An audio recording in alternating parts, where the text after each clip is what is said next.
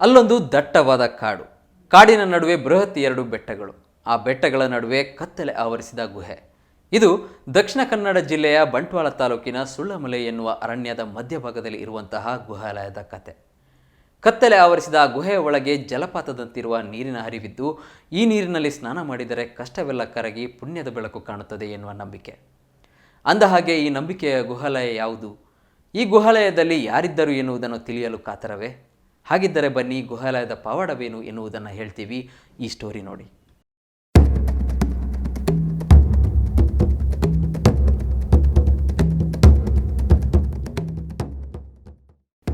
ಅತ್ಯಂತ ಪುರಾತನ ಹಾಗೂ ನಂಬಿಕೆಗಳ ಕೇಂದ್ರ ಬಿಂದುವಾದ ಈ ಗುಹಾಲಯವಿರುವುದು ಪರಶುರಾಮನ ಸೃಷ್ಟಿಯಾದ ದಕ್ಷಿಣ ಕನ್ನಡ ಜಿಲ್ಲೆಯಲ್ಲೇ.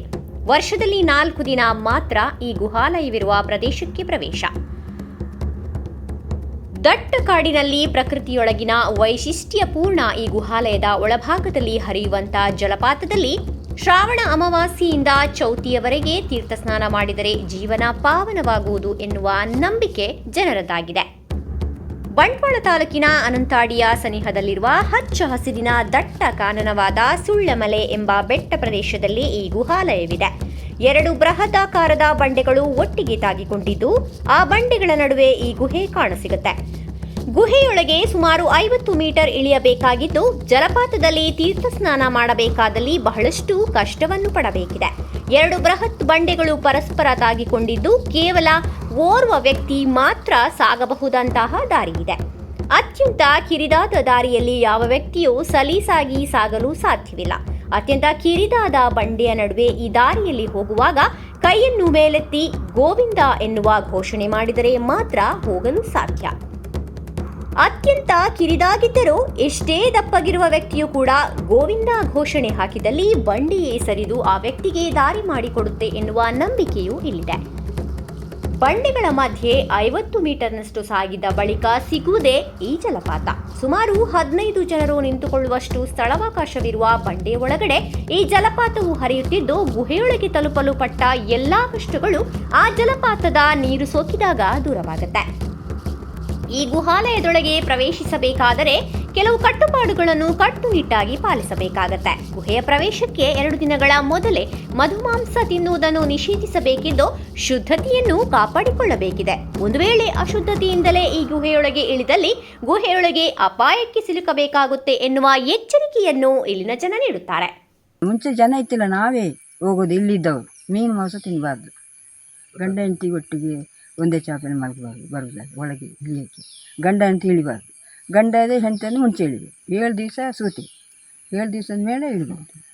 ವಿಶೇಷ ಅದೇ, ರಾತ್ರಿ ಬರ್ತದೆ. ಅದನ್ನು ಇವರು ನಿಲ್ಲಿಸಿದ್ದಾರೆ ಕಮಿಟಿಯವರು, ರಾತ್ರಿ ಬರಬಾರ್ದು ಅಂತ. ಕಾಡಲ್ಲ, ರಾತ್ರಿ ಬರ್ತಿದ್ದಾರೆ ನಿಲ್ಲಿಸಿದ್ದಾರೆ ಈಗ. ಯಾಕೆಂದರೆ ಕಾಡಲ್ಲ, ಹೆಣ್ಮಕ್ಳು ಹೇಗೆ ಇದ್ದಂಗೆ ಗೊತ್ತಾಗಲು ಹೋಗಬಾರ್ದು ಅಲ್ಲಿ. ನಮಗೆ ವಿಶೇಷ ಏನಂದರೆ ವರ್ಷಕ್ಕೊಂದು 4 ಸಲ ಸ್ನಾನ ಮಾಡೋದು, ಮತ್ತು 4 ಸಲ ಇಲ್ಲಿ ಬಾಗಿಲು ತೆಗಿತಾರೆ. ಸೋಣ 1 ಆಗಸ್ಟ್ ಅಲ್ಲಿ 1 ತಿಂಗಳು ದೀಪ ಮಾಡ್ತಾರೆ. ಈಗ ತುಂಬ ಜನ, ಈಗ ನೆನ್ನೆ ಶುರು ಮಾಡಿದೆ, ಇನ್ನು ಮಂಗಳೂರವರೆಗೆ ಕ್ಯೂ ನಿಲ್ತಿದ್ರು ಮುಂಚೆ. ಈಗ ಏನು ಮಾಡಿದೆ, ಕೇರ್ ಮಾಡ್ಕೊ ಬರ್ತಾರಲ್ಲ, ಆಗ ಸ್ವಲ್ಪ ಕಮ್ಮಿ ಇದೆ ಕ್ಯೂ. ಇಲ್ಲಿ ಕೆಳಗೆವರೆಗೆ ಅಷ್ಟು ವಿಶೇಷತೆ ಅವರಿಗೆ ಗೊತ್ತಾಯಿತು. ಇವ್ರು ಮಾಡಿದ್ರು ಮಾಸ್ಟ್ರು. ಇದಕ್ಕೆ ಒಳ್ಳೆಯದು. 1 ಸಲ ಮೀಬಾರ್ದು, 2 ಸಲ ಆಗಬೇಕು, 3 ಸಲ ಸ್ನಾನ ಮಾಡಬೇಕು ಅದರೊಳಗೆ ಹೋಗಿ.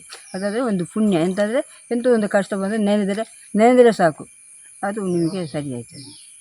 ಎಂಥ ವಿಷಯ, ಎಂಥಾದರೂ ನೀವು ಕೆಲಸದೋ ಎಂಥದ್ದು ನಮ್ಮ ಮನಸ್ಸಲ್ಲಿ ಏನಾದರೂ ವೇದನೆ, ಈಗ ಹೋಗಿ ನಾನು ಸ್ನಾನ ಮಾಡ್ತೀನಿ, ನನಗೆ ಏನು ಬರಬಾರ್ದು ಅಂತ ಹೇಳಿದ್ರೆ ಆಯಿತು. ಗುಹೆಯಲ್ಲಿ ಶೇಷನ ಆವಾಸವಿದೆ ಎಂಬ ಐತಿಹ್ಯವಿದ್ದು, ಶ್ರಾವಣ ಮಾಸದ ಅಮಾವಾಸ್ಯೆ ಎಂದು ಸ್ಥಳೀಯ ಮನೆತನದವರು ಇರಿಸಿದ ಕೇರ್ಪಿನಲ್ಲಿ ಮೊದಲು ತಂತ್ರಿಗಳು ಇಳಿದು ಗುಹೆಯಿಂದ ನೀರು ತಂದು 2 ದೈವಗಳ ಕಟ್ಟೆಯನ್ನು ಶುದ್ಧಗೊಳಿಸಿ ತಂಬಿಲ ಸೇವೆ ನಡೆಸುತ್ತಾರೆ. ಆ ಬಳಿಕವೇ ಭಕ್ತರು ತೀರ್ಥ ಸ್ನಾನಕ್ಕೆ ಇಳಿಯಬೇಕೆಂಬ ನಂಬಿಕೆ ಇದೆ. ವರ್ಷದಲ್ಲಿ ಕೇವಲ 4 ದಿನ ಮಾತ್ರ ಇಲ್ಲಿ ತೀರ್ಥ ಸ್ನಾನ ಮಾಡಬಹುದಾಗಿದ್ದು, ಉಳಿದ ಸಮಯದಲ್ಲಿ ಇಲ್ಲಿಗೆ ಪ್ರವೇಶವಿರುವುದಿಲ್ಲ. ದಕ್ಷಿಣ ಭಾರತದ ಏಕೈಕ ಮತ್ತು ಅತ್ಯಂತ ಹೆಸರುವಾಸಿಯಾದ ಈ ಪ್ರದೇಶದಲ್ಲಿ ಹಾಗೂ ಈ ಗುಹೆಯಲ್ಲಿ ಪಾಂಡವರು ತನ್ನ ವನವಾಸವನ್ನು ಕಳೆದಿದ್ದರು ಎನ್ನುವ ನಂಬಿಕೆ ಇದೆ. ಗುಹೆಯೊಳಗೆ 2 ಕವಲುಗಳಿದ್ದು, ಒಂದು ಕವಲನ್ನು ಭೀಮ ಮುಚ್ಚಿದ್ದಾನೆ ಎನ್ನುವ ಕಥೆಯೂ ಕೂಡ ಇದೆ. ಪಾಂಡವರು ಈ ಪ್ರದೇಶದಲ್ಲಿ ಇದ್ದರು ಎನ್ನುವುದಕ್ಕೆ ಈ ಅರಣ್ಯದ ಸುತ್ತಲೂ 7 ಕೆರೆಗಳಿವೆ. ಪಾಂಡವರು ವನವಾಸದಲ್ಲಿದ್ದಾಗ ಈ ಕೆರೆಯನ್ನು ನಿರ್ಮಿಸಿದ್ದರು ಎನ್ನುವುದು ಇಲ್ಲಿನ ಜನರ ನಂಬಿಕೆಯಾಗಿದೆ. ನಾನಿದು 2ನೇ ಬಾರಿ ಇಲ್ಲಿಗೆ ಬರ್ತಾ ಇರೋದು. ಇಲ್ಲಿ ವಿಶೇಷ ಏನಂತ ಹೇಳಿದರೆ, ಇದೊಂದು ಇತಿಹಾಸ ಪ್ರಸಿದ್ಧ ಒಂದು ತೀರ್ಥ ಸ್ನಾನ. ಆ, ಇಲ್ಲಿ ಇಲ್ಲಿ ವಿಶೇಷ ಏನಂತ ಹೇಳಿದರೆ ಪಾಂಡವರು ತಮ್ಮ ಅಜ್ಞಾತವಾಸದ ಸಮಯದಲ್ಲಿ ಇಲ್ಲಿ ತಮ್ಮ ದಿನಗಳನ್ನು ಕಳೆದಿದ್ದಾರೆ ಅಂತ ಹೇಳಿ ಇತಿಹಾಸದಲ್ಲಿ ನಮಗೆ ತಿಳಿದು ಬರುತ್ತದೆ. ಹಾಗಾಗಿ ಇಲ್ಲಿ ಆ ಬಂಡೆಗಳ ನಾವು ಇಲ್ಲಿ ತೀರ್ಥವನ್ನು ಆ ಬಂಡೆಗಳ ಮಧ್ಯೆ ಬರುವಂತಹ ತೀರ್ಥವೇ ಒಂದು ವಿಶೇಷವಾದಂತಹ ತೀರ್ಥ. ಅದನ್ನು ನಾವು ಸ್ನಾನ ಮಾಡಿದರೆ ನಮಗೆ ಮಾಡಿದ ಪಾಪಗಳೆಲ್ಲ ಪರಿಹಾರ ಆಗ್ತದೆ, ಮತ್ತು ಅದೊಂದು ತೀರ್ಥದಿಂದ ನಮ್ಮ ರೋಗಗಳೆಲ್ಲ ನಿವಾರಣೆ ಆಗ್ತದೆ ಅಂತ ಹೇಳುವಂಥದ್ದು ನಮಗೆ ಇತಿಹಾಸದಿಂದ ತಿಳಿದು ಬರ್ತದೆ. ಹಾಗೆ ಇದಕ್ಕೊಂದು ಇತಿಹಾಸವೂ ಇದೆ. ವಿಶೇಷ ಒಂದು ರೋಮಾಂಚನ ನಮಗೊಂದು ಒಳಗೆ ಹೋಗುವಾಗಲೇ ಒಂದು ಆ ದೇವರ ಒಂದು ಶಕ್ತಿ ಇದೆ ಅಂತ ನಮಗೊಂದು ಭಾವನೆ ಬರ್ತದೆ. ಮತ್ತು ನಾವೊಂದು ವ್ರತಾಚರಣೆಯಲ್ಲಿ ಸಹ ಇದ್ದರೆ ನಮಗೊಂದು ಯಾವುದೇ ಕಷ್ಟ ಇದ್ದರೂ ಅಲ್ಲಿಂದು ಆ ಕಿಡಿದಾದ ಒಂದು ಪ್ರದೇಶದಲ್ಲಿ ಹೋಗುವಾಗ ಅದು ತುಂಬ ಇಕ್ಕಟ್ಟಾಗಿದೆ. ಒಬ್ಬರಿಗೆ ತುಂಬ ತೀರಾ ದಪ್ಪದವರಿಗೆ ಹೋಗಲಿಕ್ಕೆ ತುಂಬ ಕಷ್ಟ. ಆದರೂ ಅವರು ದೇವರ ಭಕ್ತಿ ಇದೆ, ಖಂಡಿತ ಹೋಗಲಿಕ್ಕೆ ಸಾಧ್ಯ. ಮತ್ತು ನಾವು ಅದೇ ಹೇಳುವಂಥದ್ದು, ದೇವರ ಮೇಲೆ ಭಕ್ತಿ ಇದ್ದರೆ ಅದು ಏನಿದ್ರೂ ಸಾಧ್ಯ. ಇನ್ನು ವಿಶೇಷ ಅಂದ್ರೆ ಗುಹೆಯೊಳಗೆ ರಭಸದಿಂದ ಹರಿಯುವ ಜಲಪಾತದ ನೀರು ಭೂಮಿಯ ಮೇಲೆ ಎಲ್ಲೂ ಹರಿಯುವುದಿಲ್ಲ. ಬದಲಿಗೆ ಈ ಗುಹಾಲಯದಿಂದ ಸುಮಾರು 3 ಕಿಲೋಮೀಟರ್ ದೂರದಲ್ಲಿರುವ ತುಂಬೆಕೋಡಿ ಜಲದುರ್ಗೆ ದೇವಾಲಯದ ಸಮೀಪದಲ್ಲಿ ಇದು ಭೂಮಿಯಡಿಯಿಂದ ಮೇಲೆ ಬಂದು ಹರಿಯುತ್ತದೆ. ಆಸುಪಾಸಿನಲ್ಲೆಲ್ಲೂ ಕಾಣದ ಈ ನೀರಿನ ಮೂಲ ಭೂಮಿಯೊಳಗಿನ ವೈಶಿಷ್ಟ್ಯವನ್ನು ತೋರಿಸುತ್ತದೆ. ಈ ತೀರ್ಥ ಜಲವು ಉತ್ತರದ ಕಾಶಿಯಿಂದ ಇಳಿದು ಬರುತ್ತದೆ ಎನ್ನುವ ನಂಬಿಕೆ ಕೂಡ ಇದೆ.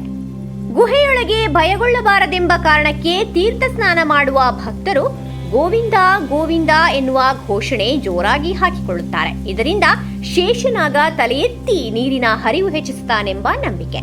ಮಾತ್ರವಲ್ಲದೆ ಇಲ್ಲಿ ಸ್ನಾನದ ಇಷ್ಟಾರ್ಥ ಸಿದ್ಧಿಗಾಗಿ ಭಕ್ತರು ವೀಳ್ಯದೆಲೆ ಹಾಗೂ ಅಡಿಕೆಯನ್ನು ಜಲಪಾತದ ಬಳಿ ನೀರಿನಲ್ಲಿ ಬಿಡುತ್ತಾರೆ. ಗುಹೆಯೊಳಗೆ ಇಳಿಯಲು ಏಣಿಯ ಅಗತ್ಯವಿದ್ದು ಅದನ್ನು ಮಾಣಿ ಗ್ರಾಮದ ಗಂಗೆಪಾಲು ಮನೆತನದವರೇ ಇರಿಸಬೇಕೆಂಬ ಸಂಪ್ರದಾಯವಿದೆ.